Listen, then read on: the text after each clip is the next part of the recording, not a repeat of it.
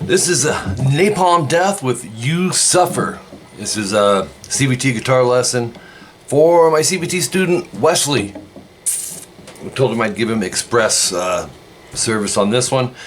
Dude, the tuning was, I mean, I've had some difficult ones. I did one recently on the Firm, and that wound up being dadgad tuning. Now, when I was transcribing this one, I went with, for some reason, it just sounded kind of like maybe it was going to be in dadgad tuning. So I rewound, you know, the song, and just a little bit. I rewound it just a tiny bit, and to see if I can kind of dissect it from, because it sounded like it was going to be on the top string. So I was really just zoning in on that. So I had to kind of put it on a loop, really, and just to get it. So what it wound up being is double flat. Another word for double flat is D standard. People call it the Motley Crue tuning, but that's just when bands want like a little heavier sound. They'll do that. Of course, bands, you know, in the 90s, we went on further with the 7 strings to get that, you know, deeper sound. But I've got the EQ settings on here. I think they're pretty close to the EQ that they used in this song. But you know, the title "You Suffer," and I guess in a good way, that's kind of how it was transcribing this. It was frustrating at points, and I'm one of those people, I can kind of take on anything, send it my way, even if it's Dream Theater. I mean, I'll give it a shot. So anyways, just I hope you're kind of practiced up on this one, and anyone else that happens to just land on this, that's been wanting to learn You Suffer from Napalm Death. So the way it starts, like I said, this is double flat. You gotta be, you know, just make sure you're tuned there. So you're gonna start on fret 12. Now I use the middle finger on this. It's gonna be a descending slide. Now he doesn't slide all the way down, you know, like a lot of slides, they're way down here, they go down by the first fret. But the way he does this, his approach to it, I wish I could climb in his mind when he was doing this, but you know, to be a fly on the wall, you know, just to kind of see when they were writing this. But you're gonna hit that 3 times, okay, on the 12th fret, and then just kind of just wait like a slight millisecond, and then start your slide. Okay, so you're gonna go. Now the band is with it and everything, so you'll hear the accents, you know, that the band brings in. But so it's like pow pow pow. So you gotta kind of time it to where that slide's not too quick. You don't want to go.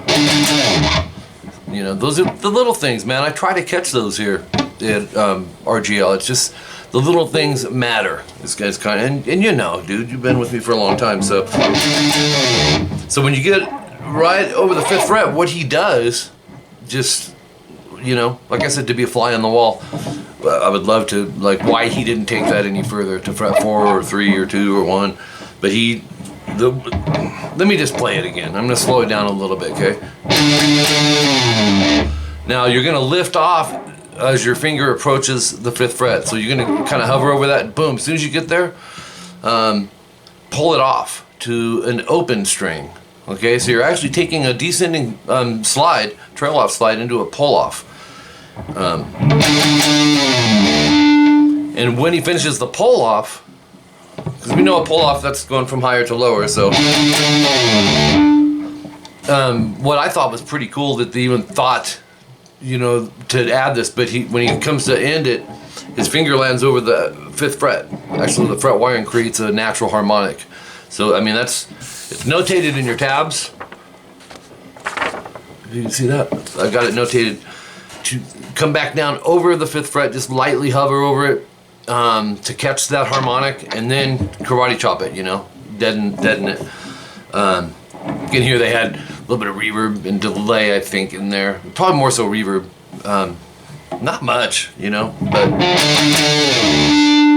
hear how it kind of does the, but it's not that long, but it's just, I'm just trying to explain the harmonic, you know how to do it, but like that. But it's not picked, and that's what I think was really, really cool. He could have picked it, you know. And that's it. That's where the song ends.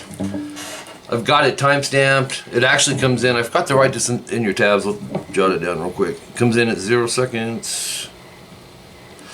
Mr. Crab sings really quick, and then ends just right as it's transitioning into the 3rd second on that intro. So at the end, I'll timestamp 3 seconds because I don't want you to get lost in the mix of things. So you got a second in between 1 and 2. 1, 2, 3. Okay, so one more time.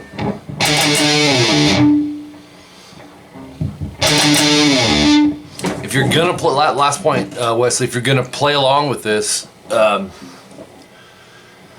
would definitely make sure you're doing the double flat tuning because it's not gonna match up. And I really, all my students on their CVTs, I tell them the same thing.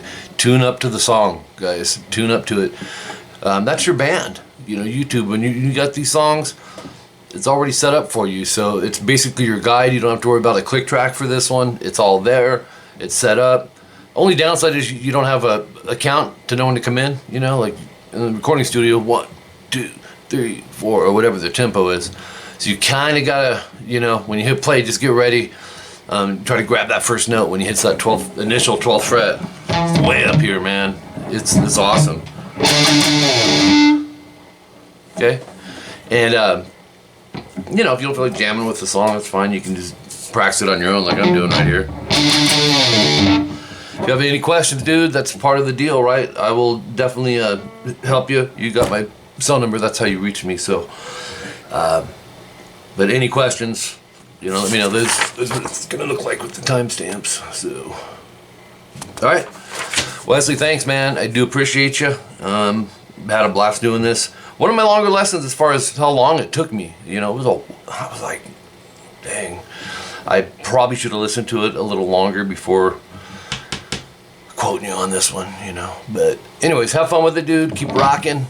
And a really good song. And talk to you soon, man. Later.